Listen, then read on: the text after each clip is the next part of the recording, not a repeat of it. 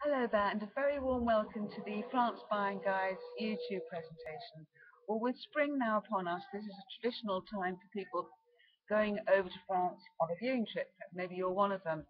So it's just a few words today about how the France property buying process works. Now, when you go to an agent, you might be asked to sign what's called a bon de visite. That's quite okay to do that. It simply means that it's normal practice. It means that should you decide to proceed with the purchase, the agent is entitled to their commission, which, by the way, is more in France.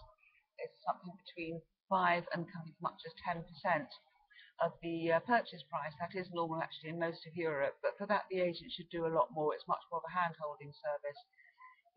Once you've made an offer, by the way, you can always make an offer. Think about, be guided by your agent, but at least 10% is normal to take off the purchase price.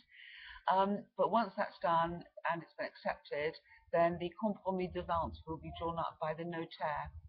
This is equivalent to our exchange of contracts and is something that both buyer and vendor are committed to. Now, the vendor is committed to selling the property to you straight away once it's signed and you've signed as the buyer. You, as the buyer, have a 7-day cooling off period, during which time you can walk away if you decide to and not buy the property. However, at the end of that period, you will be committed to buy it and you have to pay your 10%. At least it's a much surer system, I think, than the UK. At that stage, the notaire will make all the searches, land registry, etc., and the acte de vente is normally signed, that's the completion, something like 2 or 3 months later, and that's something which is signed in the notaire's office. You'll go through every single page, make sure you understand it, etc., and at that stage you pay the balance. Now, in the compromis de vente, it's very important that you get your clause suspensive, suspended clauses, correctly worded.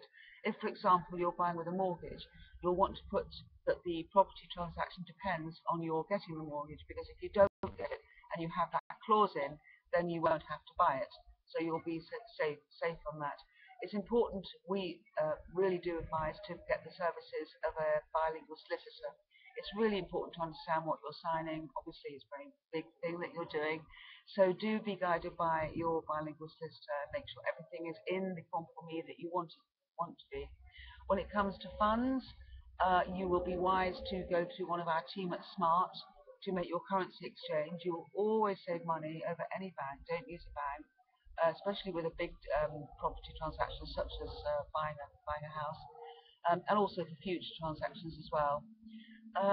You can have a survey done. Surveys are less common in France, but you can certainly have a survey done. And again, we can recommend a surveyor to you, a good surveyor to you.